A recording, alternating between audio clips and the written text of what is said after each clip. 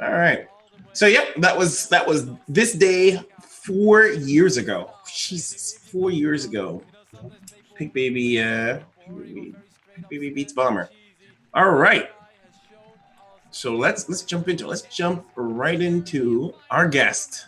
So he is the founder of TerranCraft. Actually, before I do my introduction, have you ever, you don't even play Terran, so like, have you ever used TerranCraft, by the way? No, just to spy on the enemy. No, I don't think I have. Well, just to give you the background, TerranCraft is, I think, the only blog. Definitely do not think there are other blogs dedicated to Terran. And if there is, this is definitely the best. The main blog for all things Terran, founded in 2012, 6 years ago, by Max, who is a student or PhD wannabe in Sydney, Australia. Let's welcome our guest, Max Yu of TerranCraft. Come in down, Max. Woo! Hey, how are you guys? Fantastic. Welcome to the show. Nice to have you, Max. How are you? Good. It's early there. We woke Max up today, I think. Max, what time is it in Australia? It's about 10 a.m. Oh, okay. That's not too bad. It's not horrible, but still pretty rough for a student. Just nice, like not too early. Yeah. Well. Okay, so Max, you developed TerranCraft, and it is probably the only authority left on like Terran builds and Terran 3. I'm going to start off with a hard-hitting question. Why just Terran? Because I only know Terran. That's the most legit answer. Thinking about this, right? It's like, when you play, right, give you more perspective, right? And when you play one race, for most of us, right? Like, unless you go full time like Pig, when you can play so many races all the time, right? It's really hard to manage just for one race. So I'm going to restrict myself to Terran. Nice. Did you always play? Did you play any Brood War before StarCraft 2? No, that is the interesting part. So I actually kind of post about this like recent post for the SC20, right? So I was saying, right, like, for some of my age, I'm 30 now, turning 31, like you expect me to at least play with Brood War before, right? Yeah. And I have no experience, not even one game, right? And when the remaster come out, I was like, I'm going to keep it that way and force myself not to play it so that I can say I've never played Brood War before.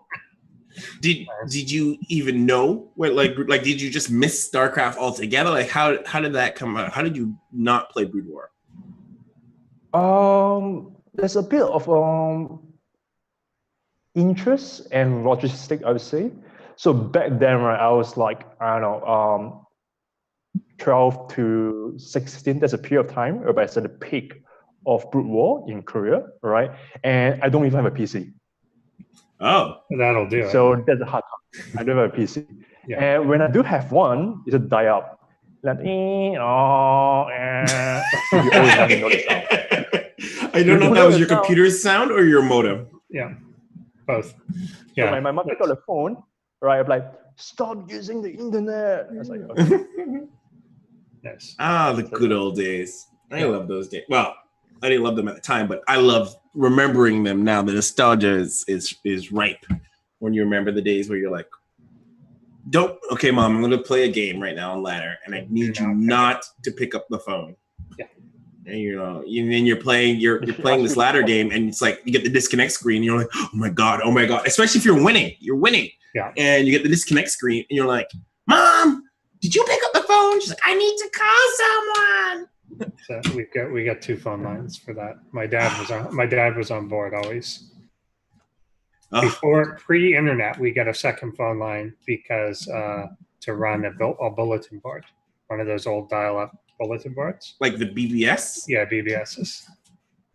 And so we had 2 lines, and one was dedicated for the computer, And then when the internet came out, then that was always still the one. Was it hosted on a computer? Why would you need two lines to have a BBM? Because you need one always to accept incoming calls through a modem. Ah, I see. So people could call your BBS like one at a time, basically.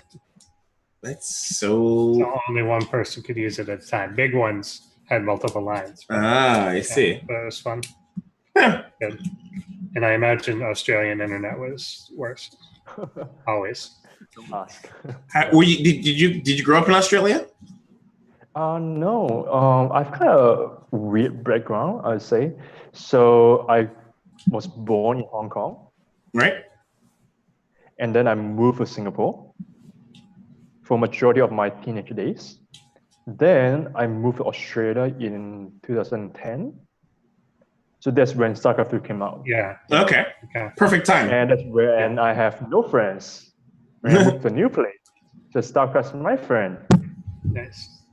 And then you started playing Terran, and then you had no friends. Mm-hmm.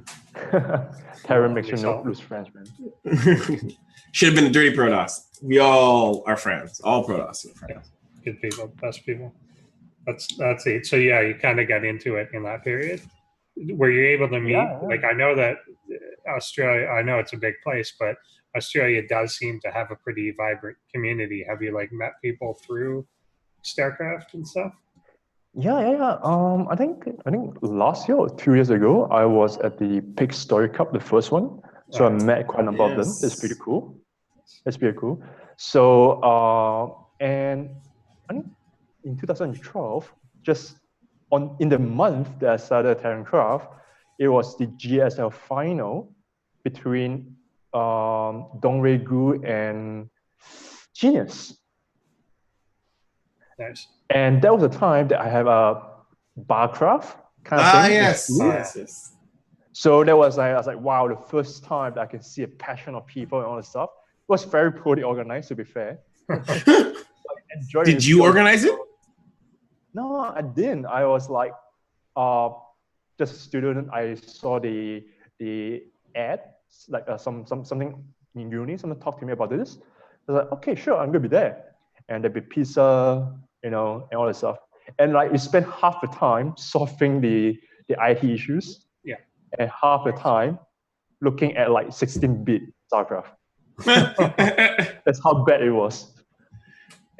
That's the life of barcast, though. Sometimes it depends on like where you end up. Like some bars are like really poor internet, so they're like, oh, you got to use Wi-Fi only, and it's like, oh, watching a slideshow. We're in the lecture hall, in uni. Yeah, a lecture house shouldn't be too bad, you wouldn't think, but yeah, some bars they have internet. Yeah, well, I guess Australia's always welcome to Australia. Yeah. Yeah, some bars would always tell us like, "Yo, yeah, no, our internet's good," but of course, it's horrible. Or one place we literally had to hook up an Xbox to their audiovisual stream and then stream it through the browser on the Xbox because oh my God, they had no other way to like we had to use like the RGB cables to get it to their TVs. Like a PC, no sort of PC would work with it. So yeah, they're bad. So describe the day you first came up with the idea to make TerranCraft. Right. So there's two factors, right? One, so in 2012, that was my last year of bachelor, and I was like making my mind that like I really want to do a PhD. I want to be academic, right? Mm-hmm. And probably can tell English is not my first language, so I need to improve my writing. Academic writing is very important, right? Okay. And here's the thing: writing itself, to write like grammar, structure, I'm all right. Because in Singapore, that's the first language of most people, right? I'm all right. But as academic writing, you need to present your abstract thoughts to like, kind of layman audience at times. And that's the hard part, right? So when you write about StarCraft, you realize the way I write about my concepts is very abstract. That I have to like, give different evidence, how to put things together, right? It creates a platform for me to practice how to bring abstract ideas to broader audience. Okay. Yes. It's a pretty good reason. Actually, that is probably one of the most original reasons I've ever come across for someone to make anything where you're like, well, you know what? I need to practice writing or I need to practice language. So I'm going to make a blog or do something that forces me to have to present concise ideas to a layman's audience. And, a blog is a great way. It's funny things is like when I read your content, I would never have guessed English is not your first language. I would never have guessed. It's very concise. I'm flattened by that. So talking about that, right? And recently, so I've submitted my thesis, right? So I have my professor reading my stuff, and they kind of put in a very nice manner, like, Max, you're writing. Like, there's much room for improvement. Like a lot of minor things here, big things there, like a lot of feedback. And I was like, wow, okay, I'm not going to, carry that in my free time. I write about StarCraft. I have a site. I enjoy writing. I'm going to keep quiet about that. And then that's when I realized how bad my writing is. I learned some of the things that I don't even know that I have been doing wrong for 20 years maybe. So yeah, just realized how bad my writing is. I suppose they're very different styles, a thesis and a blog post. Yeah, well, blog posts, you can get away with a lot of things. Yeah. You can get away with a lot of things on a blog post that you cannot get away with in a thesis. The readers make sure you don't get away with it. I'm sure about that. Like I have comment, I have PM and stuff like, Max, you should check your writing a bit more here. You're missing a full stop sometimes. It's like, oh, sure, sorry for that. So what has kept the site alive for you for 6 years? You've been doing it for 6 years. What is like, other than the word passion, because some people use it as a cop-out, what keeps the site alive for you? A lot of, based on my personality, I would say, like I probably can know, I want to do a PhD and stuff, I'm curious about things, I like to research, I like to analyze things, right? And when you do that, right, like this urge that you want to present it some way, right? You don't have to be present to a very specific audience, but you want to structurally present it up there, right? You can write down your notebook, whatever it is. So that's rare because of platform. And I always think about good ideas I have, and I'm quite opinionated in StarCraft, probably you know about that. So it kind of motivates you to write all the time whenever there's something interesting to write about. So I don't really find myself forcing myself to write. So I think that's a good thing. Yeah, like if it just comes to you naturally, like you just want to write, that is probably the best situation to be in when you're doing anything, as opposed to like, I'm doing it for X, Y's, like, fame, fortune, put generic reason here.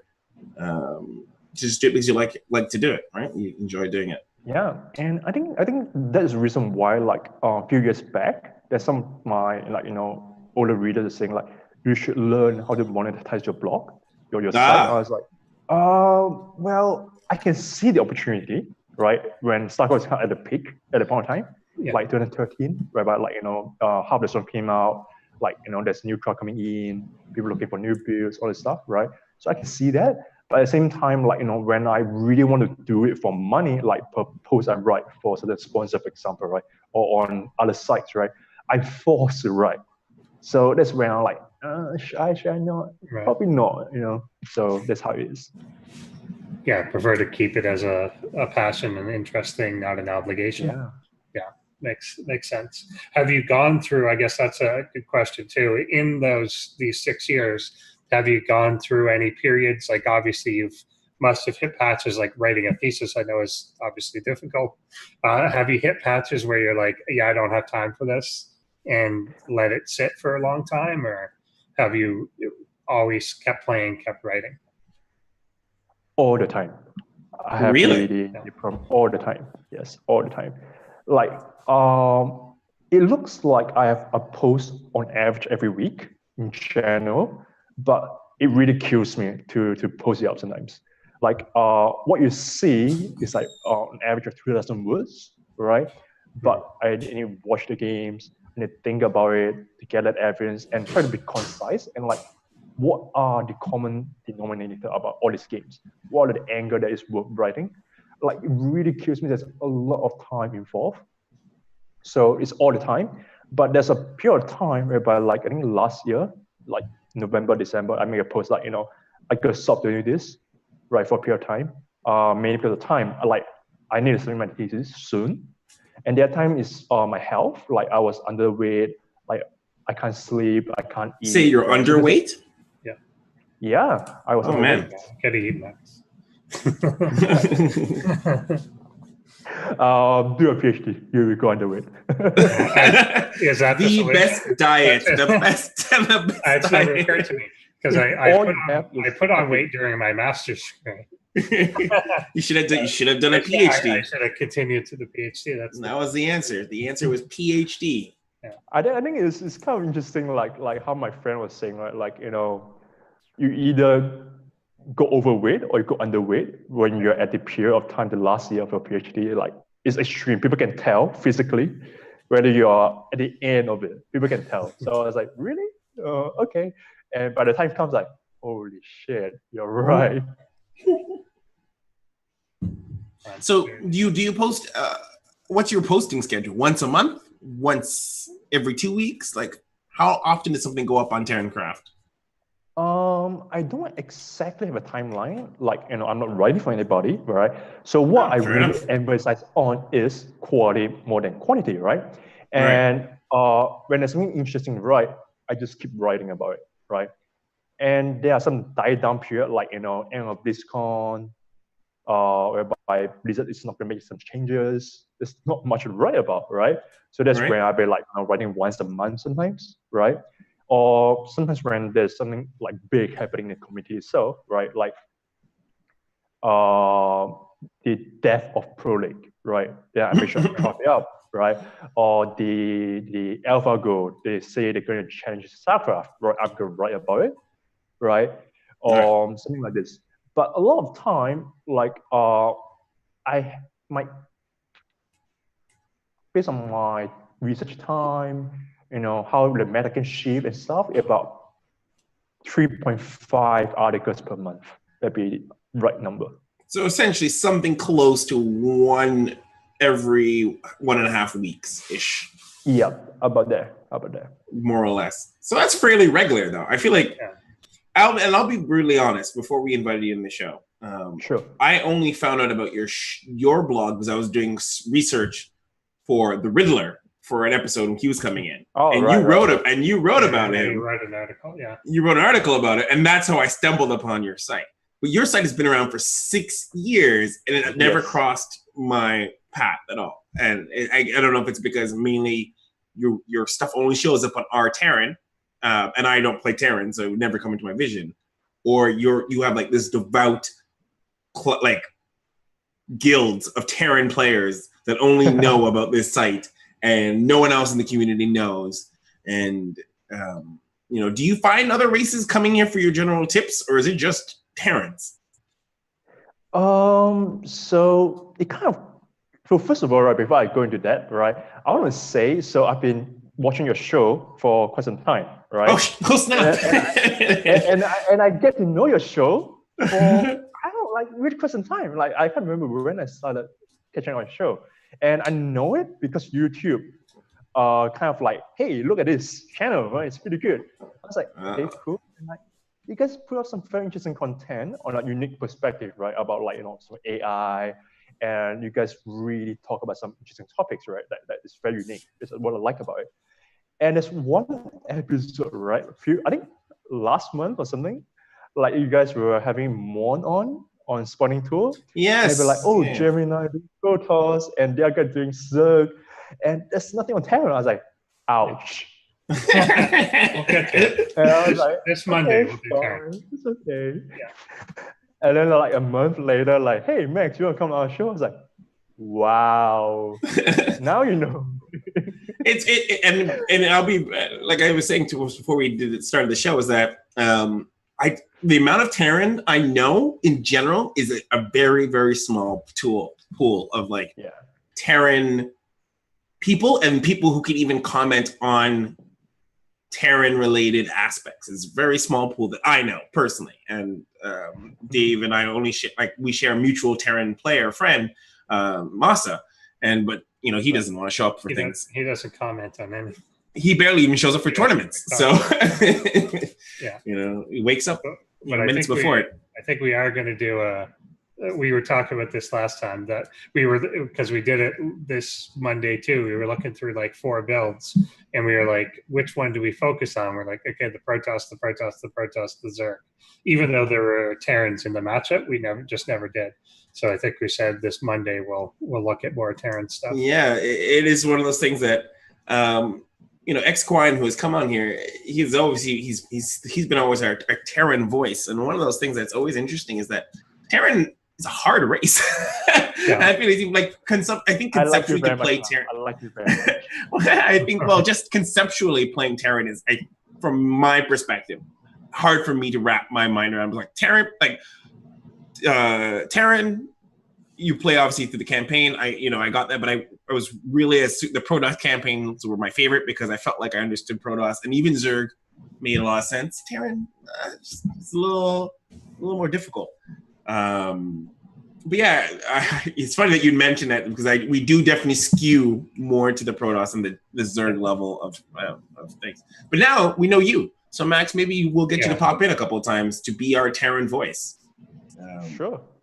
So you can have a whiny voice once in a while. Yeah, we never enough wine from those Terrans. Good thing all us Protoss have cheese to go with it. Oh my goodness! So recently, right, on All Things Terran, there's someone posted so what to do against Protoss, all the whiny stuff. And I was like in the comment, I was like, hey, TVP is actually in a decent place right now, right? And I'll expect to get downvoted to hell. Mm-hmm. I was like, whew, okay, not bad. If I upvote, yep, you will share my voice. Not too whiny, not bad. Makes sense. So Terrans are less whiny in private. Amongst each other, they're more willing to admit that it's fine. I think it's more about on the StarCraft Reddit itself. In the All Things Terran, right? There's a lot less whine. There's a lot of self-improvement. I'm kind of impressed. I'm not trying to sell too much, but I'm kind of impressed at the difference between Terran on StarCraft and Terran on All Things Terran, right? I think there's a big difference. It's kind of amazing. Yeah, I actually poke my head in there once in a while, and I'm subscribed to all things per race, and I noticed the All Things Terran is more structured. I think I almost credit it more to your site, because I don't think the other races do not have a website like your site. Protoss does have Gemini, who posts a lot of builds specifically for Protoss, but I feel like the Zerg have one or two people, but they're not as frequent as the Terran, like you for Terran and for Gemini for Protoss. So, it's kudos for you. Obviously, I think you're kind of propping up all the Terran, all things Terran subreddit with all your great content. So I think too, there's a reason why Zerg is kind of lacking behind in a way in terms of content, right? So for 6 years, right, I noticed a big trend. People like builds. When you're writing strategy or overarching patterns, metagame, whatever it is, right? Generally, people it's cool, but no one really going to share it, no one comment on it, right? But build is the one that people just love it, right? Now, think about Zerg. It's hard to have a Zerg build, right? The way the race is played. So from the content creator perspective, right? Sure, I can write about things, but what build do you want me to write about, right? So that's kind of a problem. Give me the best Roach Ravager build. That's it. That's all you need. But no, that's a really good observation. That Zerg is very much do this, scout your opponent, and then do the appropriate thing. And you can't spell it out to people. You can write Protoss builds out to the 8th, 9th minute, and you can't write a Zerg build out to pass 2 minutes. It becomes a totally different thing. Yeah, I think Zerg is perhaps the most uniquely designed race for RTS in general, like broader scale wise. I mean, I played Warcraft 3 for a long time, and look at Warcraft 3, right? Like the design, like every race is almost like Terran. Yeah, the way it works. And I find the undead though. The reason why I picked Terran. The undead reminds me a lot of Protoss. That's why I played them. I think that's the reason why I picked Terran in the first place, because I played Warcraft 3. So everything gets a lot more familiar when I go to StarCraft 2, right? To the mechanics and all stuff. And like, I still remember this, I tried different race. I go to Zerg, and I was like, I literally built two spawning pool at the beginning. I have no idea what I'm doing. So when people say build 6 pool, yeah, guess what I did? You built 6 pools. Way to go. No, I stopped building my 4th pool after I realized like, hey, like I don't build from the pool, you know? So I kind of learned it before I reached the 6th mark, but I was like, oh, cool. And then I go to Protoss and I was like, you can teleport. And that's walk in, the animation looks like teleporting. You know, the town portal scroll in Warcraft. Yep. Oh, yeah. So I was like, wait, Protoss can teleport? Oh, I'm gonna love this race. And I play it, and I was like, oh man, the pylon, and I thought this pylon every game. Yeah. So I was like, yeah, I think Terran is more familiar to me. And at the point of time, Terran was OP. The beginning of StarCraft 2. The map small and make like one base a lot stronger. So Terran is OP race. So yeah. That makes sense. Did you play human in Warcraft 3? Yes, I did. I knew it. You just like people. I knew it. I was like, that sounds like someone who played human. It had to be someone who played human. Yeah. Don't make me tower rush you. Oh, Jesus. Terrible creature. Makes sense. So were you, like, when you got into it, were you pretty good pretty fast?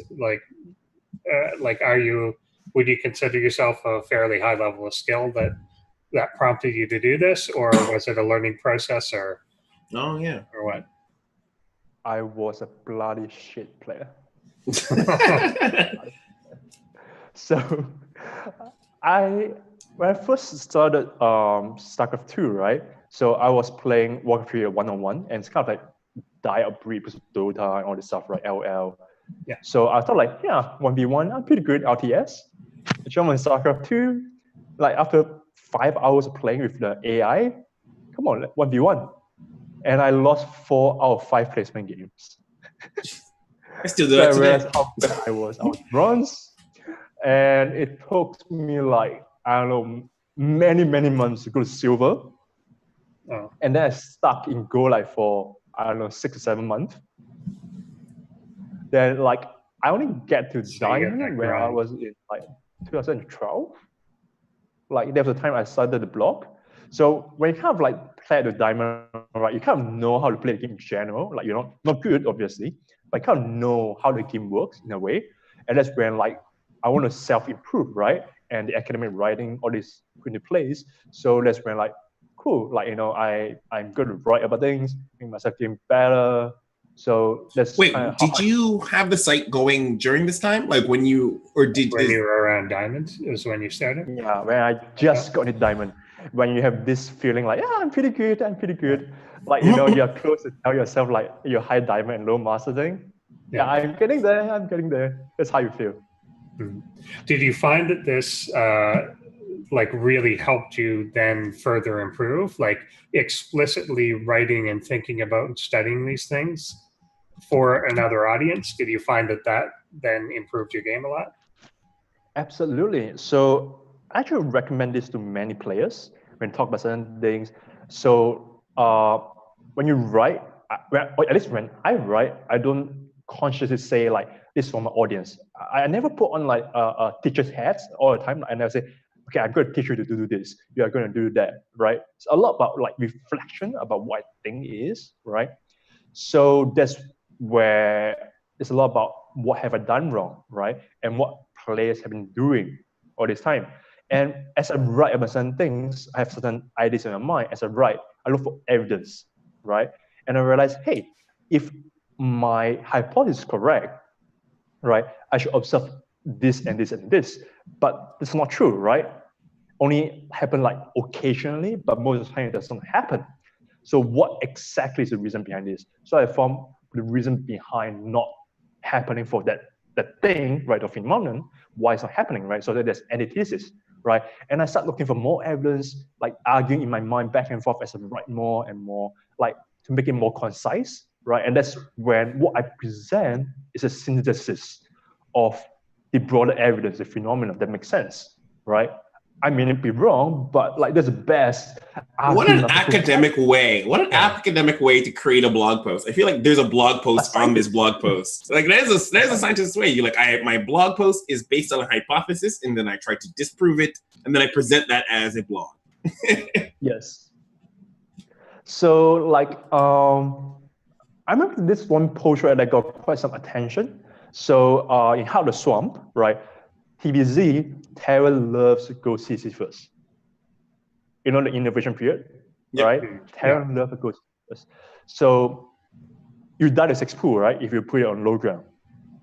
Simple as that, or even 10 pool, doesn't really matter, right? Yeah. So you have your barracks, supply depot, and command center as a wall off on the main ramp, right? Yes, I remember this era. Yep. So there was a period of time whereby Zerg just 6 pool, doesn't matter. I am going to break that barracks and I'm going to rush you anyway. You just die. You cannot fix the barracks. Just you cannot be on time, right?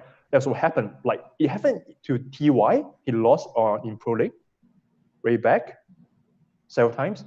So I was like, hey, if I'm going to be economic, going for CC first, if I still die to pool first, right?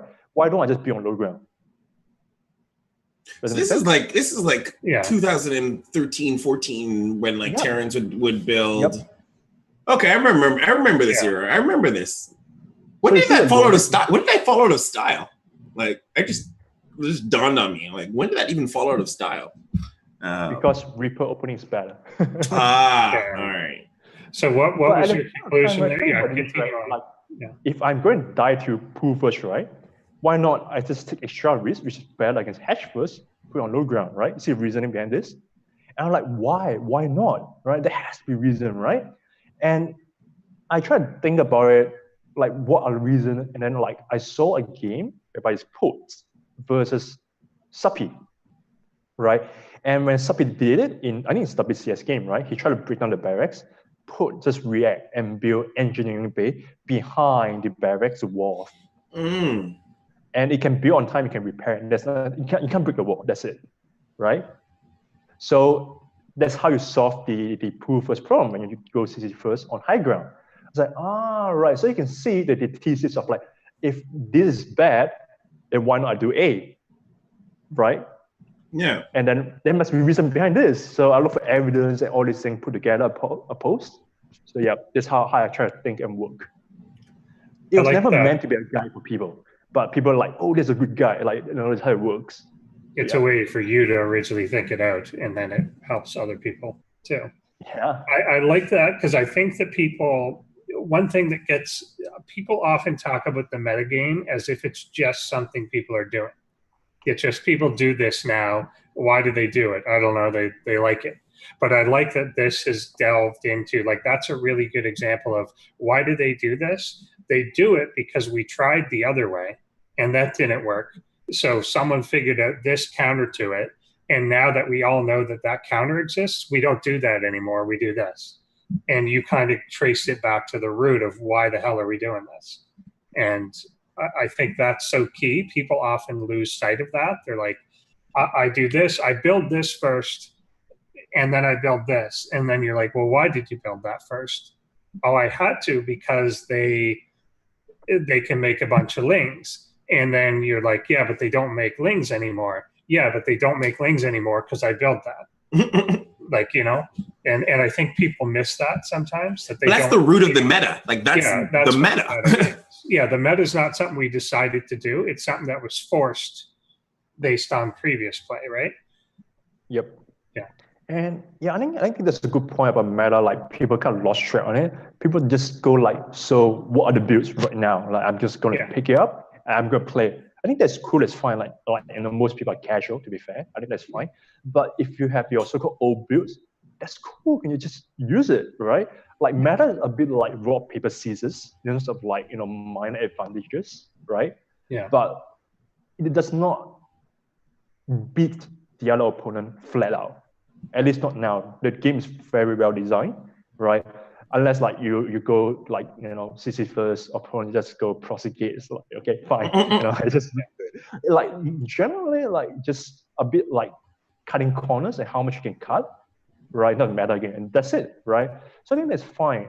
And talking about like how you say that meta can evolve, like I do A, people counter A, so now I do B, and then as we move on, it comes C, D, and E, right? So recently, I write about a mass read-mind job in TVP. So I was like, I'm going to write about the background about read-mind job because that is the key value to my post, right? Like why the current read-mind job has a certain value, right? The build itself is boring. It's simple, right? It's a reasoning behind it. It's interesting how the meta can shift, right? And I kind of go through the background of the whole session itself. And I was like, hey, I'm basically writing the history of TVP and read my job. Yeah. And I looked through all my citation of myself. And I was like, I actually have a history documented in my site. I was like, wow, that's the moment I was like, I feel proud of myself. That was going to be my going to be my next comment. When I was waiting till you finish, I was like, do you I feel like you, with the research you've done, you must have like a historicum of like the evolution of Terran meta. Like you could like trace it back through your research because you're very much approaching this like a scientist, right? You're digging up with research. How are you doing your research? I guess is going to be my next question. Is how are you getting the information you need? Because I feel like StarCraft isn't like there isn't a library of all the data other than Wikipedia, and even that is just sparsely curated and taken care of. Right. I think there are two ways. First, it's more about my problem, right? So I want to solve my problem. So, okay, that's a good example. Like how a swamp, right? TBZ. So there's this timing whereby Zerg just go 2 base or 3 base but don't drone for roach and Zergling attack or even banelings, right? It's kind of like all in or maybe not all in, right? But if you were to go like Reaper or Command Center first, doesn't really matter. And then you go for a third CC on the high ground, which is very common at the point of time, right? You just die, right? Like even I look at innovation, right? He dies as well. That's it. There's nothing much to talk about. Just die, right? And I was like, if Zerg can do this at Q Terran, right? It's not a build like 6 pool whereby you just do it in the blind, right? You can react to Terran saying like, right, you're going for your third CC and I'm going to build roaches and kill you, right? Then there has to be a counter to it, right? Right. Mm-hmm. Right? It's not blind. There has to be a counter to it, right? And I was like, what exactly is it? And I just keep doing it and I just keep dying. I was like, it cannot be. Like I see a 10 player and Zerg in the pro level. It happens occasionally, but it doesn't happen all the time. There has to be a reason, right? I want to solve my own problem, right? There was a time I was like on my bed. I was like kind of like having the whiny Terran brain at work before I go to sleep, like this shit Zerg, just all-in me every single game. And I kind of figured out like, how about this? I just go Banshee and Helen every single game, right? Delay the command center a bit, right? But it's fine, right? Because it kind of forced Zerg to react to the mana, right? So the econ-wise is not as good 3CC, obviously, but balance of recently. And if the Banshee, right, you can defend the roaches, simple as that, right? And Helen, you do the Helen stuff. So that's when like, okay, how about I do this? In my mind map, right? My research, I do my normal stuff, I do my normal scout. And if the third base is not there, the hatch, I go straight to Banshee. If it's there, right, I can go for the third CC, or I can stick to Banshee in case they don't drone, and then they go for all-in, right? That's when how I kind of solve my own problem. And then the problem, I try to improve on the build, right? So how about this? I go for third CC and bench at the same time. And people say, that's not possible. You don't have the resource, right? It's opportunity cost. And then I realized something. You don't build a second guess. You don't get cloak. You can have the third CC and Banshee. So, right? Am I understand? Like, I think I just realized, it just clued into me. Like, a lot of this research you've been doing is like your own experiments. You've been conducting Terran experiments to prove your theories either incorrect or correct. That is fucking mind-boggling. Like, that my mind is like, it's like. You put more effort into StarCraft than most like pros. I just want to point that out. I just want to point out that you put more effort into StarCraft, like discovering the why of a build than like more any pro than I know. Most people are just like, this works. And I'm going to do it because it works. And when it doesn't work, someone in Korea will have done it. And then I will adapt to do it because it no longer works. But you are like blazing little trails off the back path that no one is even remotely on, and you're doing experiments to see why things work. Like, and I like that you're setting like a goal where other people have said, well, you can't do this. You're saying, but what if my constraint is that I'm going to do this? How can I live while doing that thing? And there is a pro player we know, Massa again, who occasionally decides to do that testing in a tournament. but like he'll just decide, like there's one tournament, Kings of the North, he decided he wanted to hold Roach Ravager with a low ground bunker, and you can't, but he tried 4 games, like 3 or 4 games in a row, just slightly altering how he defended it to try to figure it out. But he again had the constraint of, I know I can defend it if I just put the bunker on the high ground and let go of my natural, but I don't want to. That's my constraint. And so you were kind of doing it with the third CC, saying, I'm getting the damn third CC. Now, how do I live while doing it? That is so freaking amazing.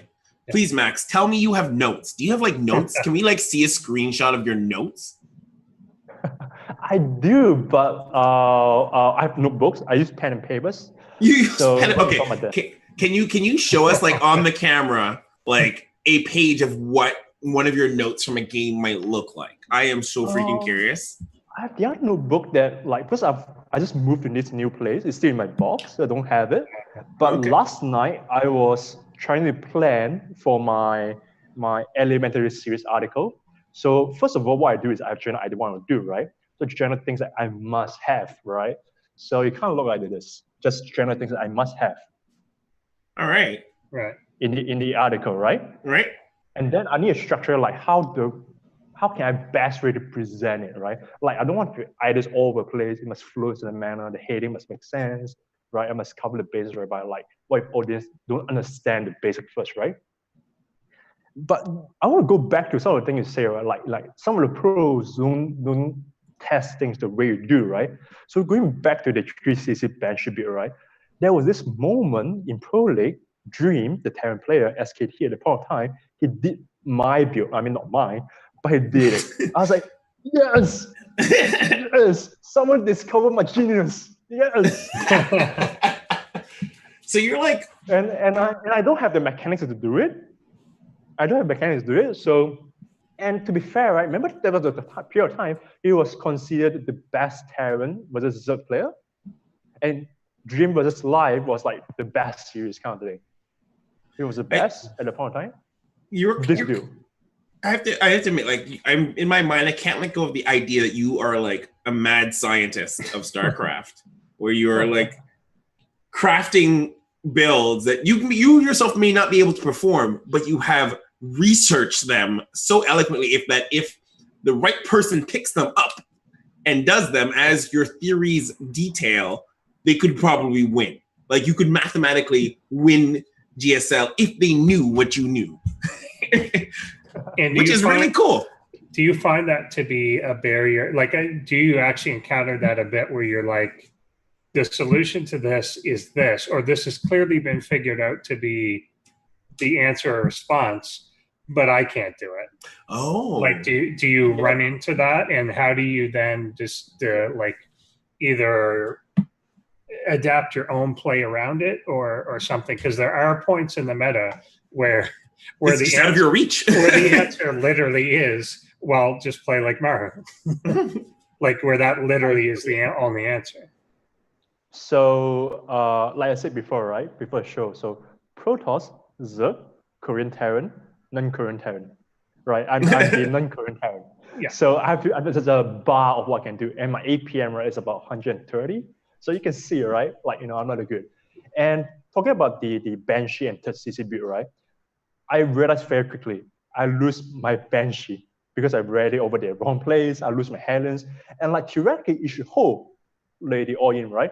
I scouted all in, my build is counted all in, and I die. As simple as that, right? So I'm like, it's frustrating, but that's the point of time, right? But like as a scientist, right? But like, should I attribute the results, the outcome, right, to myself, not the ability to control the units, right? Thereby, the build is correct. It's me, right? Yeah. Or second, is a build, not me, or maybe a bit of me, obviously, but you get the point, right? The attribution, right? So I think that's takes some skill, I would say. Like, if is not the build, right? What else can I do to improve the build, right? Is there any room to improve it? And quite often, be like, I have to blind counter the build, which is not the case, right? That's not the fixed purpose of the whole experiment, right? And I was like, yep. If innovation can hold with less than I do at his level, that's definitely me. And I realized, sure, like, what can I do, right? Play better, play like innovation, right? So that's when I realized it. Do you just write off if like you reach that skill cap to perform the solution? Do you just kind of write off the build? Because it almost feels like a cop out to your experiment to say, well, I'm not good enough to get the answer. So what do you do?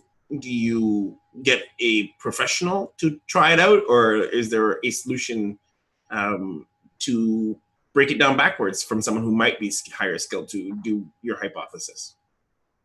So I keep certain things easy. For example, like, look at Maru, right? Like, all in come in, so he sends Reaper on the other end of the map to harass the Mino line, right? While everything else is defending his own base, right? For me, I just try to cut certain things. My Reaper being my own base defending, right? So I have one less thing to care about, like going back to the Banshee and CC, right? My Banshee be patrolling right outside my entrance. Right. So all I focus on is my Helen on the other side of the map, right? So I can see whether the roaches are coming. If the roaches are coming, right, I move my Banshee across the path that is coming, right? So it's not doing the best job possible, but still doing the job. So I minimize what I can do, my mechanics-wise, on the things that's more important in terms of like microing, like Helen. Microing of Helen against Zerg is more important than microing your Banshee against roaches, right? So I try to cut minor things here and there to help myself. So let me get that thing. Yeah. Sorry, I just want to double check. So you reduce the build to like its basic form. Is that what I mentioned? Like you like reduce it to like its most useful form, and you focus on the areas of the experiment in terms of getting your results? I focus more on the macro part, right? Because the macro. It is kind of more of there's less variance on it, right? Like if you miss by 2 seconds, 5 seconds, it's fine, right? But there's less variance on it. So you can compare across different games, right? So if I keep doing the same thing, right? Like at this point in time, I have 6 Helens, 1 Banshee, right? Certain things happen, right? I can keep comparing it, right?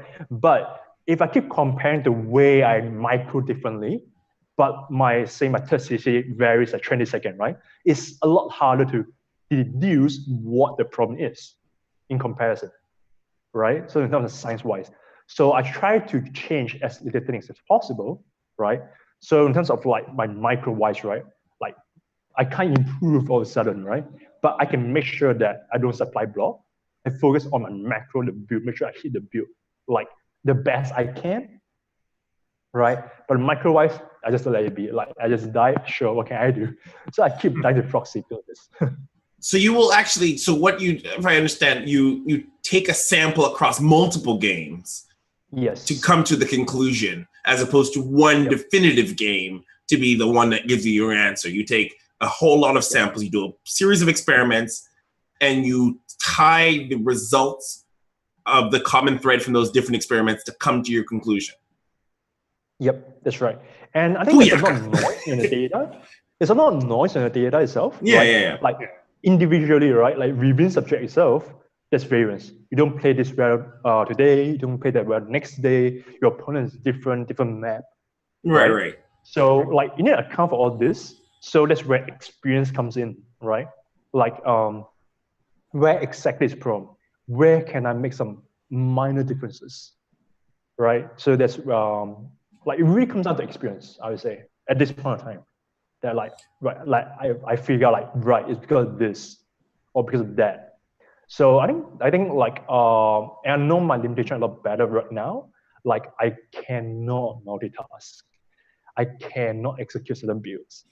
Like so it actually affects my play. Like people just keep trying to copy pro players the way they play, right? I think that's fine, but like I like most players know that they can never get close, but they still try to copy them, right? And that's fine. But I kind of make some minor adjustments to my own play if I really want to win, right? Rather than just trying to beat the opponent, right? So experiment different manners. So for example, right, in TVZ, you do a push, right? A 2-2 push right now, right? Say you have a drop on the other side of the map, that happens all the time, right? In TVZ. I cannot manage that. I make a push, I have to do a drop. Next thing I realize, bang, rolling to all my Marines on my main force. I just die. That's it, right? So how do I make some changes to it, right? What I do is I use Liberators rather than using a drop of Marines, right? So you substitute, huh? Yes. So before the push, right, I know I need to move up before 2-2, right? So when I reach the other side, it'll be 2-3 is done. So the last production cycle of my starport, right, the reactor, right, rather than producing medivacs, I produce Liberators. So once the Liberators out, I shift queue them to siege at the natural and third of the Zerg base, and then I focus on my main Marine tank force to the fourth base. Right, so it's kind of playing to my own limit. I can't do it like like the Maru, like multitasking and then defending the second one by, and then I build a bunker at my third base so you can see how I just play around all these things. So you essentially will substitute things that you can't do with things that you can do that do similar jobs to still complete the experiment. Yes. I have to be. I think that is a lot down to experience and understanding itself.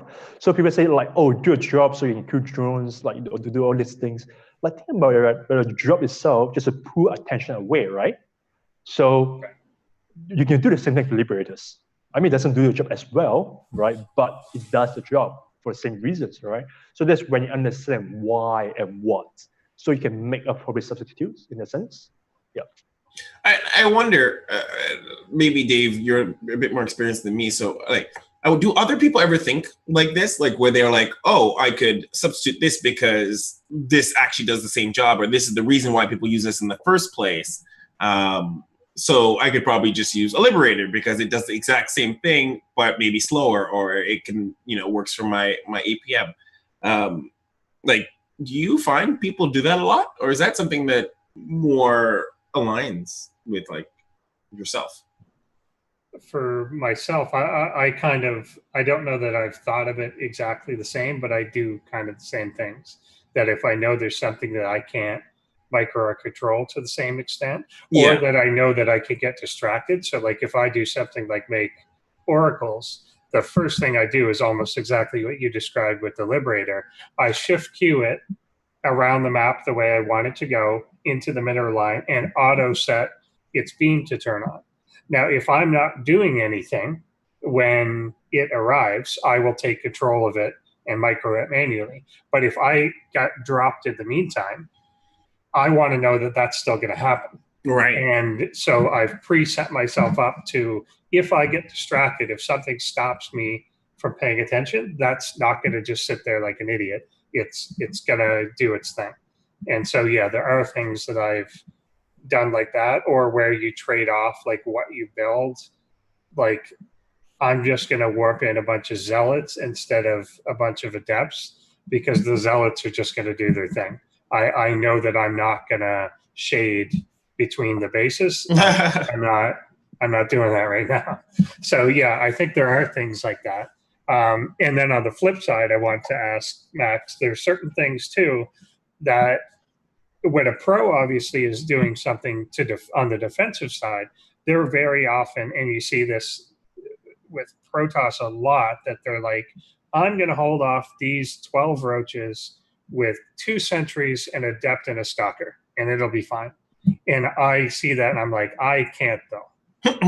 So I'm going to need 4 more units rather than that. And there's times certainly that a Terran is like, well, and you hear casters say it all the time, like, well, as long as this Cyclone gets out, this army of like 3 Immortals and 12 Stalkers will be dead. But a normal person can't do it. Do you find that a lot of the adapting is on that side of like, the meta has determined this is the bare minimum, but for someone that's not in the GSL, you obviously need more than that? Have you run into that? Right. So I'm going to start off by saying, right, it's a lot of matchmaking. So we play online with people at the same level, right? So we are not going to play against like SOS, against Rion the other day, right? Yeah. It's not going to happen, right? Your stock is not going to kill me in that manner, right? So it's kind of equal level. So I think that's good. And talking about early games, right, holding off certain attacks, right, if a very specific number of units. Now I think that is you need to divide the problem into 2. One, the build itself, right? Now, can you get the right units and number of units at a specific point of time, right?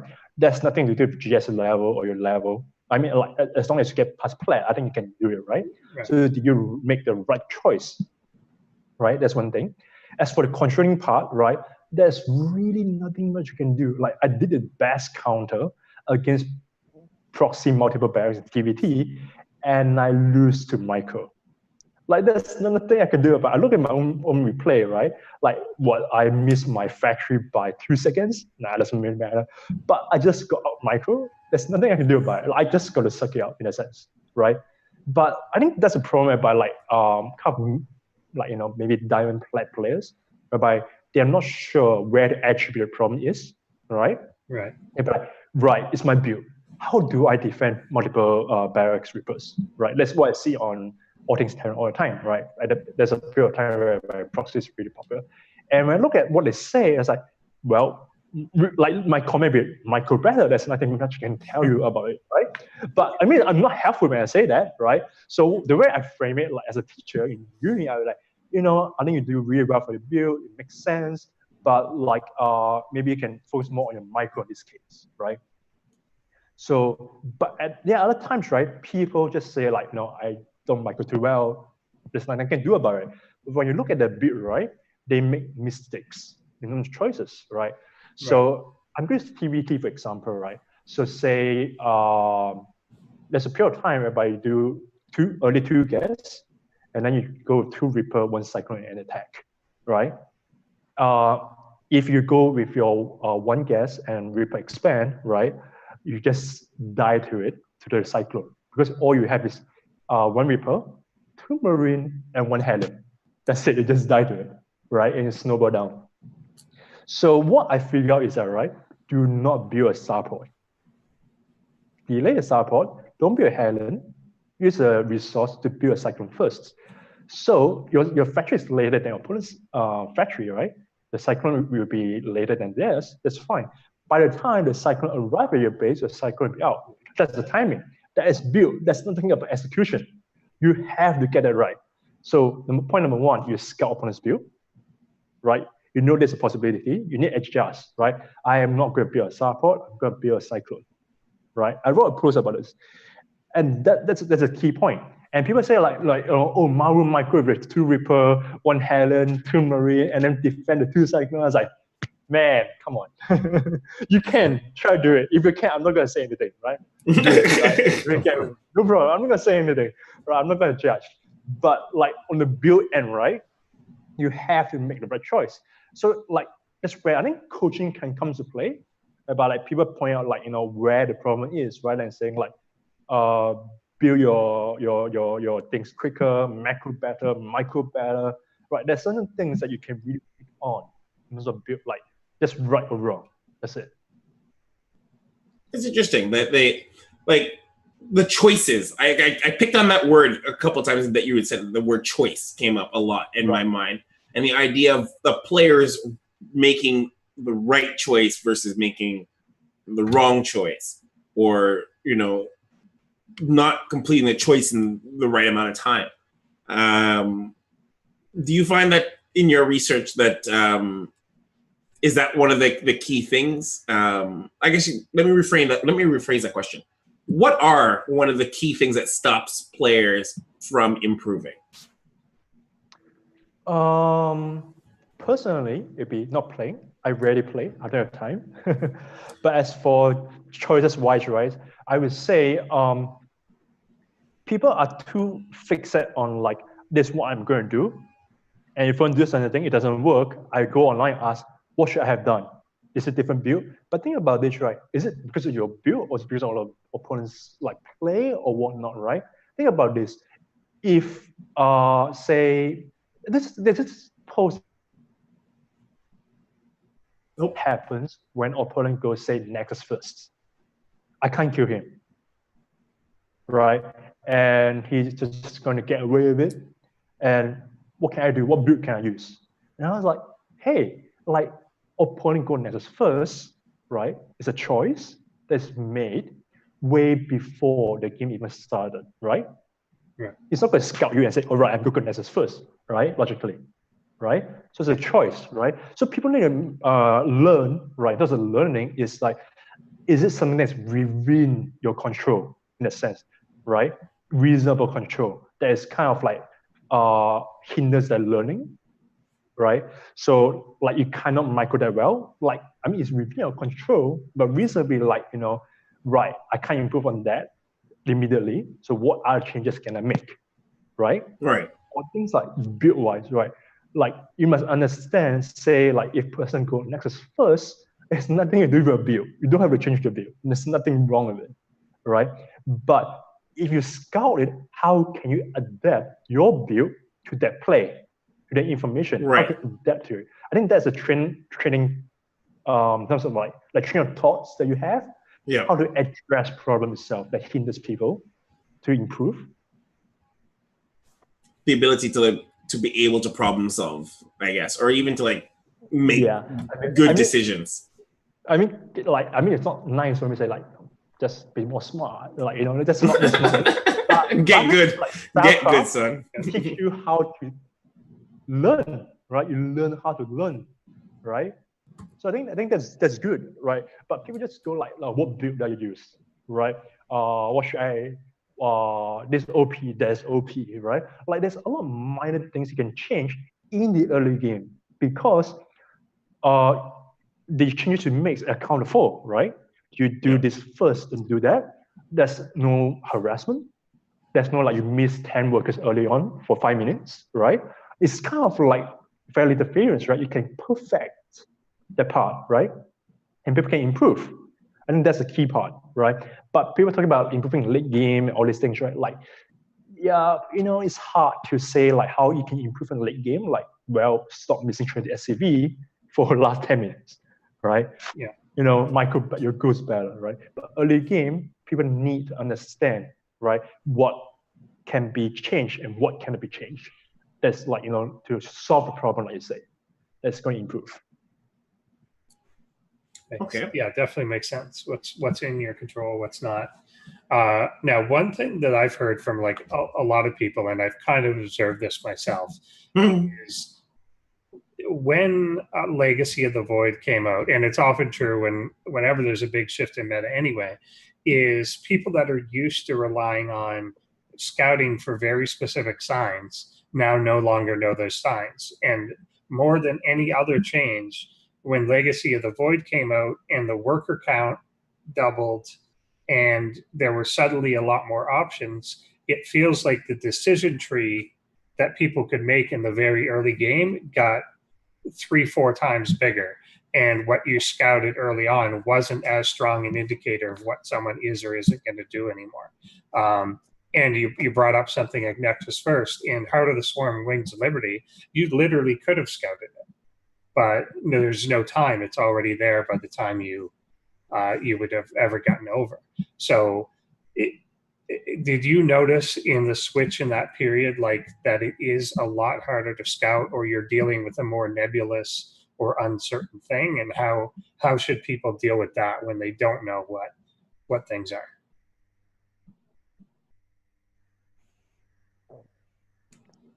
I think the internet is kind of stuttering, but I got your main question. Okay. So I think that's a very good point. And to break it down first, right, it affects certain race more than other races. Yeah. For example, Zerg, right?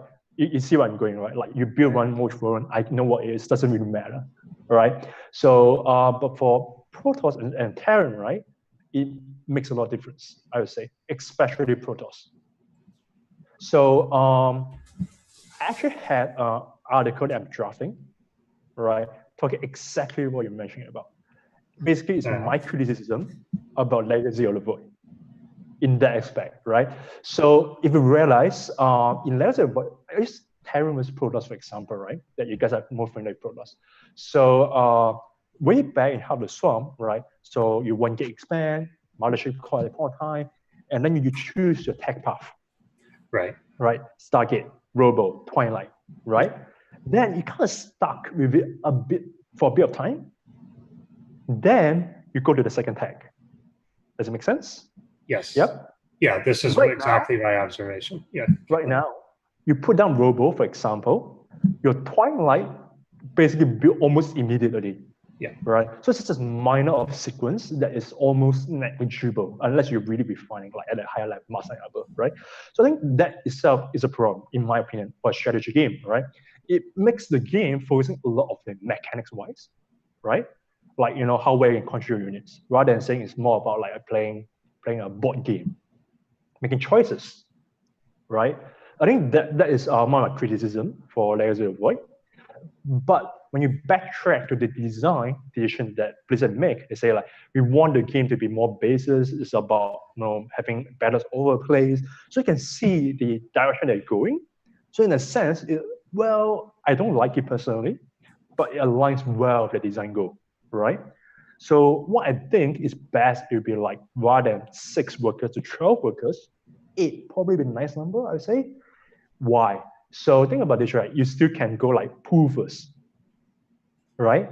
And pool first with 8 workers compared to 12 workers, and there's a big difference, right? So there's a big difference, right? The opportunity cost makes a lot of sense, right? There's a big difference. So there's a lot of like adapting how people play. There's more flair how you can play. Like you can play one base, for example, right? Like Terran, like think about this. Now people talk about 1-on-1. Well, 1-on-1 you expand, right? You always expand. But back then when you do 1-on-1, you delay your expansion, right? So you can see there's opportunity cost, flair. Like if it creates storyline personality as well in pro gaming, like play people 1-on-1 more tech more. The other play people expand more, right? And it allows map design to flourish as well, the way you can play. Right now it's very one-dimensional. Right? I think that's my main criticism about it as well, right? As for newer players, right, it'd be like, well, I probably will not put down my first tag, my Robo, immediately when I got the money. Basically, I put down my Robo and Twilight at the same time. Then what's the difference, right? So that itself is a problem, I would say. That is a problem. I have to say, this has definitely been the most technical interview I think we've ever done. I love it. It's like, but it is the most technical. And I hope our audience will be like, yeah, I totally follow that. Because we used a lot of technical aspects to this. Just circling back on one thing back to the site, something just crossed my mind. With the site, what was the piece that you were most proud of? Wow, it has to be the what's it called, conversion point and building block articles. Now, So, if I remember correctly, those are like your main articles too. I can't talk about it, right? About like the reason behind me setting a site is about like kind of leaning towards academic, right? So as an academic, right, you want to create theory in a way. Like that's where how you win Nobel Prize, right? Yeah. Where other people adopt what you do, right? So what I did was conversion point and building blocks. So conversion points, you can go to my site. You can just search conversion point, all right? And basically what I did is I systematically break down how Terran build their production buildings, right? So you can see, right, there are multiple barracks, there are multiple factory, multiple starport, but what is a good ratio? When do you build them, right? And this is a question that players ask at all level, right? And you look at pro players, they put down the buildings like it seems like perfectly, like there has to be some framework to it, right? There has to be a pattern, like when do you put it down? Like do you put a CC first? Do you put your second barracks first, for example, right? And I try to break it down, like to make sure like is it about the build or is it about the general picture itself, right? So that's when I create a conversion point. Everything converges to certain things, and it becomes a structure for all players, and it remains true for all levels, right? So it becomes like a theory in a sense that is explained all about Terran production, the conversion points, right? So I think that is something that I'm really proud of. Like I create kind of something new, in a sense, that is like it's true. Like you look at all the pro replays. It's true. You can fit that in all the pro replays, right? So explain real life phenomena. That's science, right? So I think that's what I'm really proud of. As a piece. And for those who are watching, I'd linked those points in the chat, and if you're in the VOD, we'll link them as well, so you can take a look at them. I think it's definitely a really interesting way to think of things. Like, I just realized the parallel that your website is actually StarCraft University. Like, and when you talk about like say like because TerranCraft, you're like, oh, it's all about Terran and stuff, but like I do more Terran, obviously, build especially, but like I think a lot about like general play. I use Terran example, but it's just general StarCraft, right? Yeah. So but people just think like, oh, it's Terran. I don't play Terran. I'm not gonna read that. So it's like, okay, cool. That's true. Yeah, there's a lot of browsing around, and we said we didn't read much before lately, but yeah, looking in knowing we were going to do this. It's not that well known, I would say. Like I don't self promote too much. Not enough. That's what I'm telling. Not enough. There's some like gold in here. Because there's some concepts here that are definitely universal. Like you've got an article on attention-based harassment, and obviously you're going to use like more Terran examples, but that concept of taxing your opponent's attention versus the actual physical damage you do is a universal concept. So exactly. That's something that's even like, I think something like in chess, kind of like from a meta perspective, where you want to like exhaust the mental capacity of your opponent so that they make mistakes based off of their limitation of their cognitive abilities. Yeah, and I was going to ask, because I do ask several guests this, like, do you play chess? I play Go. You play Go. Okay. You play Go. That makes sense. I love Go. I play Go. Okay, good. Because a lot of the way that meta develops, and I haven't played Go, but I've been meaning to with Dreknir. But I love the AlphaGo movie. You get a move, and then you document like that move has been refuted, or that move has been like essentially as the meta changes, this has been refuted because of this, and then that gets refuted because of this, and so on. And we were talking about this earlier, and then you can basically trace back to why don't we move there? Well, we don't move there because he can move here, and even though he doesn't do that anymore, that's why we don't do it and stuff. And I assume it's similar in Go as well. Right. So first of all, when I talk about Go, right, I think if we put in StarCraft League, right, I'm silver at best, like at best, right? I'm out of my depth, right? Just stick it in mind. So when you compare chess and Go, right, there are a lot of comparable points, right? In terms of like what people do, right? In chess, one thing is that, right, like it's very finite of what you can do, Right. right? It's a lot more figured than Go. And that's the reason why AlphaGo is such a big thing for AI. Like, think about chess, right? It's been figured out way back, like 1996, 1997, right? Yeah. And Go is only happening recently, right? And people attribute it to the choices itself, right? Number of choices, the billions of it. I think that's true, but from a human perspective, right? It's a lot about how can I say this move is correct or wrong, right? We're learning it through a professional teacher, right?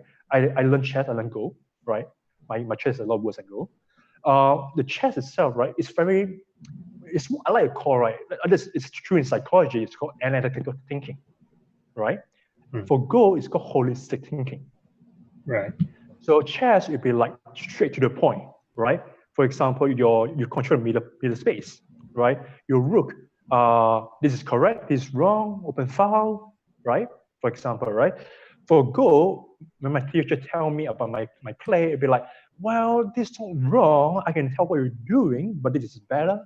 And I see professional players have all sorts of choices for the same scenario, and it's rarely you can see the same games after training moves. Rarely happen, right? You can see that there's this adaptations of flexibility itself. There's no right or wrong, right? But think about chess opening, right? It's been figured so much, the holding up the opening itself, the options you can have to crunch up, right? Until you go to the late game, then it's the real game, like what people call it, right? But for Go, there's a lot of like, no, it's not wrong. It feels right. It feels right. Right. So I think that's a big difference. And actually I talked to Brown Bear about this. The guy who was at a startup site, right? Yeah. So we talked about this, right? I was saying holistic thinking versus analytical thinking in StarCraft. Is there a difference? Right? Now for East Asian, so for example Koreans, right, compared to Westerners, like Americans, for example, right? Easterners kind of use holistic thinking more, whereby they kind of link things together, right? Like your context is important, right? So it's the way you think about the problem solving, the way you attribute things, right? You think about problem differently, right? It's well researched. That's what my professor to do, right? He's the guy for these things, right? So that's key thing. And I've been thinking, why are Koreans better in games in general than the rest of the world, right? Why? Like people keep attributing to the structure, absolutely true, right? But think about nowadays, right now, like Overwatch, right? Yeah. Why are people just keep hiring Koreans, right? And before Overwatch like really become like big thing, right? Like be like, it's open to all, right? There's no real professional structure yet, right? Why are Koreans so dominating? I'm thinking, is it because it has to be their thought? It has to be their think. It has to be how they're trained to think. The holistic thinking. The itself, holistic right? thinking. And I realized how people approach a problem, like in StarCraft, let's say how people solve problem, right? But analyze it, like analytical thinking, focus on the one thing that you have problem with, right? Like I get cheese. That is the thing I'm going to solve. You go to Nexus first. How I can kill you with Nexus first, right? You don't think about overarching pattern, overarching picture itself, right? Not an overarching strategy, right? I think that is one difference. One of the things that Max, before you go on, one thing I wanted to frame a lot of the conversation about the difference between Go and chess. You mentioned the idea of finite and holistic. Chess is a game of attrition, so it's all about decimating your opponent to the last unit, while Go is a game of controlling space and maximizing control of territory. So from the get-go, it's a very different mindset to approach a problem, where for chess it's these finite amount of moves, there's an X amount of combinations, while Go is it's about a mental landscape than a different type of mental landscape than say chess. So right. I think that's a good point, right? So I think it is obvious in Kumiho's play. He used to play Go at a high level, right? And I can see the way he make decision, right? There's always a linkage behind like what he did early on and how he adapt tactically and strategically later on, right? You can see the synthesis. I can see like the holistic thinking behind all these things, right? But in terms of the game itself, you can go to the same game, right, and observe a divergent thinking. So holistic thinker and analytical thinker, right? Mahjong, right, the Asian game, the Chinese game, right? Maybe you heard of it, but you don't play it. When I see different friends play the game, right, the Westerner versus the Easterner, right? So I can see the way they process information, how they justify the decision they make, right? For Westerner, they will say like, right, I play this style because I can increase my probability to get this combination. This is how you win a game, right? Makes sense, right? For Easterner, the way they structure the problem will be like, because you play before me play this style, I should play in certain manner, right? Different way of anchoring on the problem, right? It's hard to say one is better than the other, right? It's best to combine both, but it's different. How you see the problem, and because of the way you see the problem, you solve the problem differently. That's really interesting. I'm gonna be careful because I don't like there's an amount of time we're on the show, and if we ask too many theory questions, we can get into this like all night. So I'm gonna bring up one of my final sort of questions. But that, man, I want to say this really, I have to admit, when we brought you on, I wasn't sure, where we're gonna go. But I love that we had such a technical aspect to this discussion because, I don't think a lot of people in general think about StarCraft on a deeper level. It's a very shallow kind of approach to it, and to hear the ideas that StarCraft can go this deep, that we can go layers and layers down in the meta further, like more than just like this strategy is hot right now, this is what people are doing, that there is actual actual different layers is really exciting for me personally. I think, Dave, I don't want to speak for you, but I think this is something that is really, really cool to have a discussion on, to even have it on this show, to bring it up. It's, definitely. Really cool. To bring it to my one of my final questions, and I'll leave Dave to do his final question. Or is there, like, seeing you do all this stuff has really had me thinking, and I want to know, is there a popular opinion or thing or truth that everybody in the community believes that you disagree with? Or to frame it differently, what thing do you think is really important that very few people in the community agree with you on? And actually, let's go with that second part. Let's go with the second one. Wow. This is a big bomb. I didn't expect that. There are some. I think it's where people start their train of thoughts. I think that's one big difference. So a lot of people are very driven by the professional scene, right? I am too, right? Like what I see is considered good builds, bad builds, right? But a lot of time, right, people just focus on what pros do, and what they do is correct, is the best way at that point of time, right? So this is an assumption people make, right? When I say like, okay, this is not that good, or even I go as far as saying this is bad, like just flat out bad. Like I can do this for the same goal, but a lot better, right? This is bad. But like, no, look at this. He did this in GSL. Like, who are you? Like, I was like, oh man. And at the point of time, I was diamond, And I think that's the reason. Another reason why I use bronze as my flair on all things Terran for forever, because I want people to judge me from my comment, not my league itself, right? So, and that's a problem, right? Whereby I disagree with it. Like, pro obviously they're good, right? Like they do most of them correct. There's no doubt about this, right? But a lot of things that they do, they are very fixed set on the things that they're familiar with, they're confident in, right? That they just, to be fair, right? They don't have an incentive to be trying out too much things, right? Tournament after tournament, like what you say, right? Master trying out, doing a bunker on low ground. how many people want to do that with thousands of dollars on the line, right? So I agree. Like, I mean, it's fair. But for us as casual players, right? Like, we fixate on like, because X player do this, it has to be correct, right? So it's like, come on, come on. So I think that is the key thing that I disagree with community itself. Right. Especially when we can see someone will do something, people will argue that it's definitely right, and 2 months later, another player clearly refutes it. Yeah, so and they're like, "Oh, that was it all the time."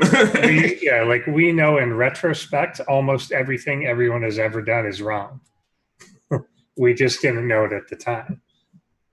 So, I like your point when you mentioned that pros. When I look back at my older posts, I do like, I made a mistake. Like, as I'm just wrong as time goes by, retrospectively. So I kind of learn along the way as well. I like that you made the point that that players don't have any incentive to do different things. Because they really don't. There's no incentive for them to try something different. Unless the meta shifts, in which case, one player. And to be honest, it almost feels like sometimes Koreans change a lot of the meta. They have a lot of influence on it, but they don't have any incentive. Dave, I guess there also feel like two types of players. There's players that do push the meta and innovate, and there's players that do nothing but copy and execute. But they have good execution. And they have amazing execution, and I think they know who they are. Like I think someone knows that, like, I can't make up a build to save my life, but I could copy the shit out of yours. And I'll make it work. And work way better, yeah. Right. I think I kind of combine what you just said and the earlier question itself, right? Innovation, the player, right? Yeah. People attribute him to be like boring, execute perfectly, same build all the time. But he quite literally innovate a lot of stuff for Terran. And people don't even realize it. When you look deeper into his builds, there are a lot of minor changes that solve the bigger problem for the meta game. People do not realize it simply because he do not make some drastic changes like Kumiho, SOS. Mild. But he is a big innovator, like very, very minor stuff. Yeah, makes sense. Makes sense. All right, Dave, do you want to say, like, some people are better with build, some people are better with like playing itself, right? I think that's where coaches come in, right? And I'm not sure if you guys play card games like Magic Gallery, Yu-Gi-Oh, all these things. Like, I was playing Yu-Gi-Oh competitively for like, 15, 20 years back then. Wow. And I realized there's some friends who build decks really, really well. Like, really, really well. Like, I cannot get close to that level, right? Yeah. What I do is I copy their builds. But what I'm good in is not playing, but refining the deck itself. Right. Yeah. Right. So that they don't attribute to all these things, right? So it's kind of like the ecosystem, if you really think about it. Like, it's like an ecosystem. You have people who create the builds, pave the way the meta, and there are people who do them and refine them and provide more data for those builds to be built upon. Yep, so exactly. That's really, really freaking cool, actually. Dave, why don't you end us out here with if you have any final questions? I think maybe the best final question we can have is let's move on to the community inquiry, and because I'd like to hear Max's opinion on this topic. Absolutely. All right. So, Max, you're going to join us here for our next segment here. Sure. Man, but just before we slightly move on, I want to say that was definitely I love it. I love this technical discussion. So we're gonna definitely tap you again for new stuff and more conversations. I'm gonna say that right here on the show. Okay, so community inquiry. This is the segment where we picked questions floating around the community to get opinions on it.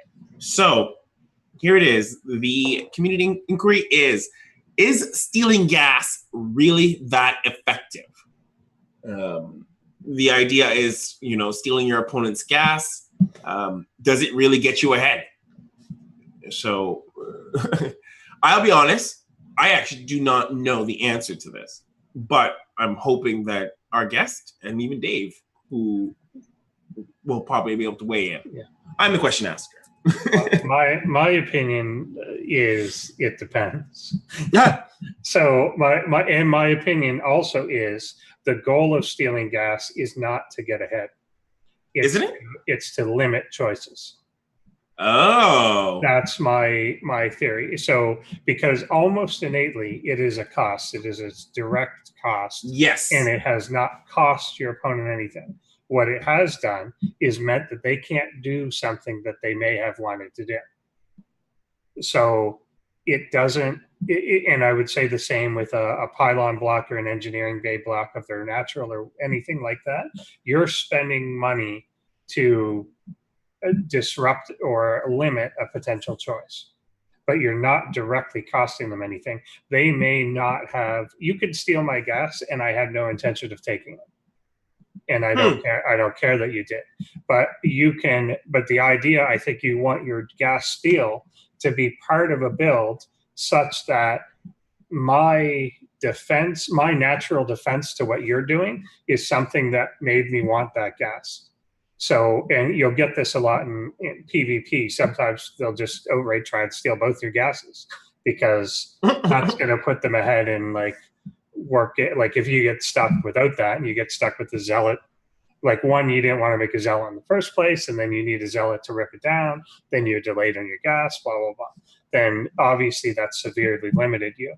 But in other matchups, stealing the one gas, you can now say, okay, now you've got half the amount of gas, so I know that I don't have to worry about X, Y, and Z, and you can't defend yourself with X, Y, and Z. And now here's what I'm going to do, and that's it. So to me, it's not something to get ahead, but it is something to limit choices so that you can execute on something. I love that answer. Max, do you have a thought on that? I think Dave kind of hit a nail on the head, I'd say. So good point in terms of like not getting ahead, but limiting choices. But I just go through the point, right? And I try to argue in a logical manner rather than just like I'm right. So think about this, right? In order to steal a gas, especially in Legacy of the Void, whereby you at least can only steal one gas, you cannot steal two gas, right? Because of the timing of the workers going to go over the side of the base, right? So assuming you go like early enough to steal the second gas, right? Legacy of the Void, there's so much more resource you can work with. You can build like say more gateways, more barracks, and so on and so forth, right? And it becomes like, okay, fine. You cannot do builds that require two gases if we find it limit your choices, right? Sure. So it limit the opponent's choices. So from cannot do A, but I do B, right? No problem. But nothing about this, right? You have you have one field worker to mine, right? You spend the resources on the stealing of gases. Now you're dealing with another build B, with these two deficits. Are you getting ahead? No, obviously, you're definitely not getting ahead. So at the same time, when you limit your opponent's choices, does that benefit you? I guess would be my open question. The thing is that I would say no, because you basically shift the opponent's build from A to B, but you have to deal with B, right, with fewer resources. Yes. Okay. Yeah. Yes. That's a good. You have to deal with B. Like you ship their A to B, especially like what you said, Dave. They didn't intend to do A in the first place, and they were always going to do B. So if they were going to do B, now you must deal with B with fewer resources. Yes. Yeah. And I think it's also doubly. I said at one point there, it cuts their gas in half. In reality, for many builds and races, it doesn't. You only need one gas. Not only do you only need one, a Protoss very often only puts two probes of both anyway. You've actually cut him from 4 workers to 3 workers. You haven't hurt him that much, and like so it may alter the build, but it's not as devastating. It's certainly not as devastating as it was. Like you brought up a good point that in Legacy, it's less effective than it was in the old days, because it was more one, your taking of it was later, so you could attempt to steal both, although they should be able to stop you from doing that. But you could certainly attempt that. You don't have to send the worker as quick if you want to do it. You're more likely to land it, and it actually does limit you. Now it's not as much anymore. And yeah, I think it's a really good point. Unless you have something very, very specific that you're like, my opponent needs a very certain amount of gas to stop this, then like a work you're backwards. better off not doing it. Yeah. Interesting. Wow. I think that Yep. I think that's for something to add to the sure, last point. absolutely. So think about it, right, logically, right? If you shift someone's build from A to B, right? Now it does not, you don't see gas steering at like GSL level, WCS level, right? That's because people are familiar with all the builds, kind of, right? So sure, I do move from A to B, right? No problem, right? But for players like mid-level, lower level, right? They have certain build in their mind, I'm going to do it right now in this game, later. And you steal my gas, I'm just going to quit. I can't even do my builds, right? Or like I just screw up on the spot. Like I don't even know what to do, right? Like everything goes wrong, what should I build next, right? People don't have a plan next, right? Because so it's actually more effective in the lower levels than it is in the higher levels, essentially. I think. Also, it signals that something, if someone's doing it for a really good purpose, it signals that they're going to do something to you in the next couple minutes. They have to, because, to make up for the deficit. No point. Yeah. Like if you're not going to do it for a timing attack happening right away, then you shouldn't have done it in the first place. So them spending the resources to do it, maybe you just make a bunker that you wouldn't have made and you're completely fine. Yeah, this is something more at the lower levels because at the lower levels you might even know, you might even realize that something's coming at you. So like, so I think that was a really great answer. I actually really like this the community inquiry section. I think so far we're going 2 for 2 for really awesome answers on the show. Let's move on to our recommendation. This is the segment where the host gives you, the viewers, a recommendation of something you should check out, something from the present, past, or even the future. I'm going to use the past. GSL Group A, Raynor versus Classic. It is all the hype right now. Raynor is tearing up the GSL, moved on to the next, round of 32? 16? I think it's 32. 16? Yeah, I think it's 16. 16. Moved on to the round of 16, killing it. Raynor is the new hotness. Like if we had a GQ magazine for like StarCraft, like, last year was, or I guess early in the year it was Serral, last year was Neeb, now it's Raynor, right? I think it might still be Serral, but Raynor's definitely, he would be at least on the cover of like Tiger Beat or something. Yeah. Right. But like Raynor is the new hotness in terms of what foreigners are all going crazy for. Yeah. Makes sense. And if he wins, makes it to what's the highest? What's the highest right now foreigners have made in GSL? Round of 8? Round of 4 Jinro. Is that right? Round of 4, really? Yeah, I'm pretty sure. Yeah, that's right. Oh, I thought we'd never made it. That's early days, but I thought we'd never made it past round of 8, but round of 4 is really good. Jinro, right? I think way back. It was Jinro, right? I think it was Jinro, or was Huck? How far did Huck make? I think Huck did 8. I think 8. I don't know. We'll have to do look that up, but we'll have to do a lookup because that would be really curious to know how far. Enderstore, what is your recommendation for people to check out this week? Mine for this week, I got 2 kinda. I would say check out the Alimo League. It's their summer finals, and they've always got obviously amazing players, Korean players in the lineup playing in these tournaments, and you can actually, almost to an earlier point, you get to see some of the more innovative, I wouldn't do this in the GSL type of play in that league because it is online and the stakes aren't as high, but you get to see some very high level play. There is also, for anyone interested, and you never really get to see these guys, there's something called Silver League, and it's all Chinese players. So I think it's a group stage is starting, I think, this weekend. 64 players that obviously we as in the West never really get to see. Wait, it's they call it Silver League, but it is not. Oh, okay. I don't know why they call it. I was like, is it 64 Silver League players? No, it's guys like Max said, and and like it's some of the top tier Chinese players. I've never heard of this. So is there an English broadcast? I don't think there's an English broadcast, but if you're interested in the games, like there's going to be a lot of them, and it's these guys that you don't ever get to see until they end up outside, and that'll be running this weekend. That's really, really, really cool. Wow. I'm wondering why there's no English broadcast.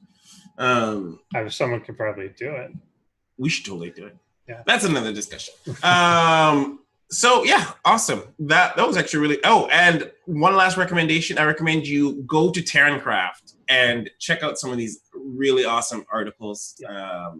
And again, even if you're not a Terran, because looking over some of them, they do really apply outside as well. Yeah, for 100%. There's some gold in here. Kudos to you, Max, for some of these insightful posts. And actually, you know what?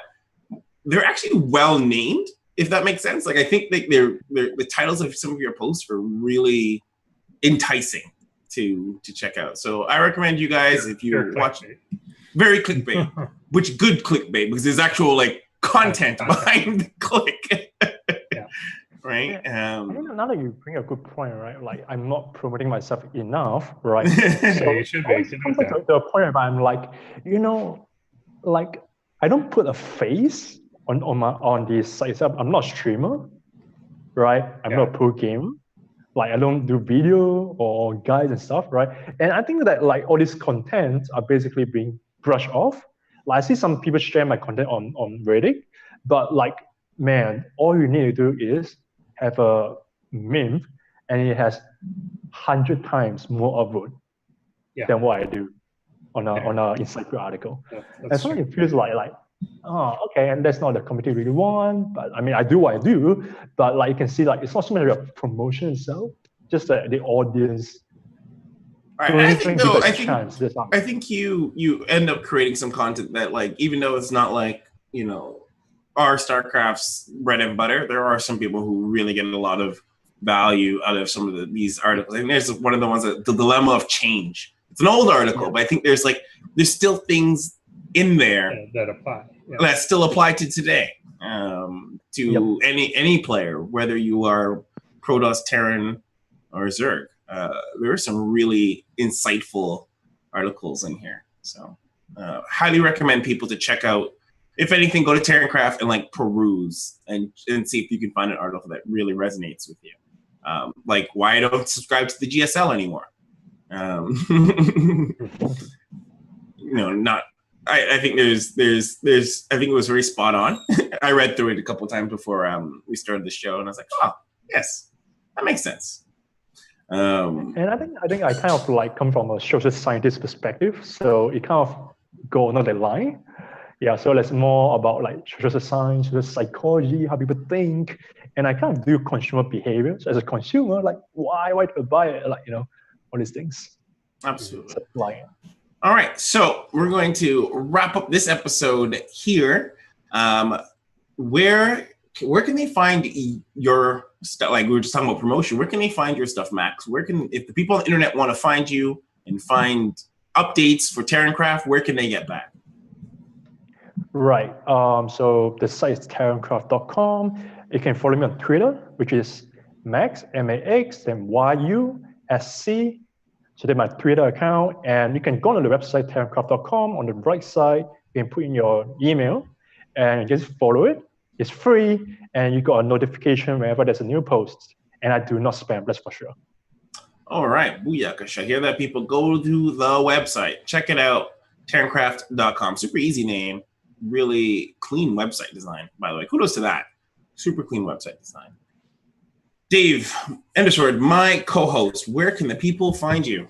Find me on Twitter at Endersword. Find me here Mondays and Thursdays, and for the next little while, Fridays for Probot. Well, next Friday. Yeah, next Friday. Yeah, not this one, but or for me, but we'll still have it. But mostly here. Absolutely.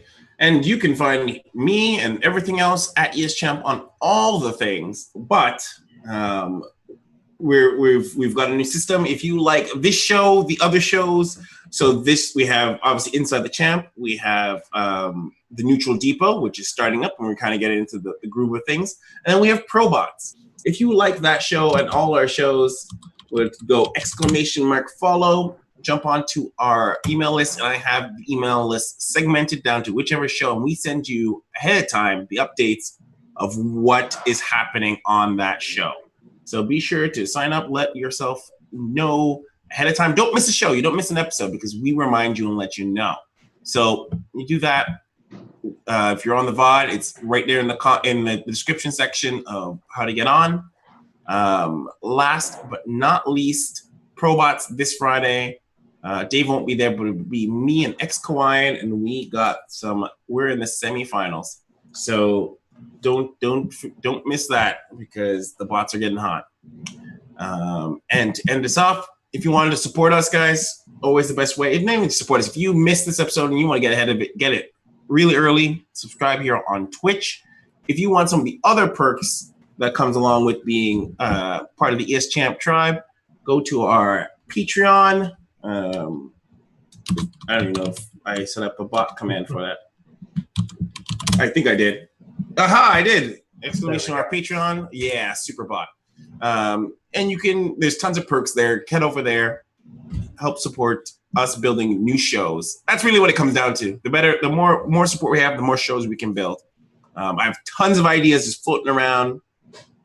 Oh, but these shows can't happen without viewers like you.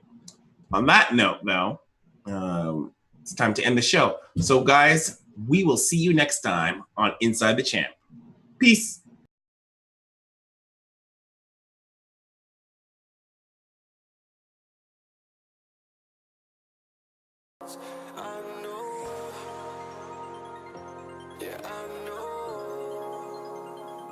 It's the unknown, the unknown. It's time to go away into the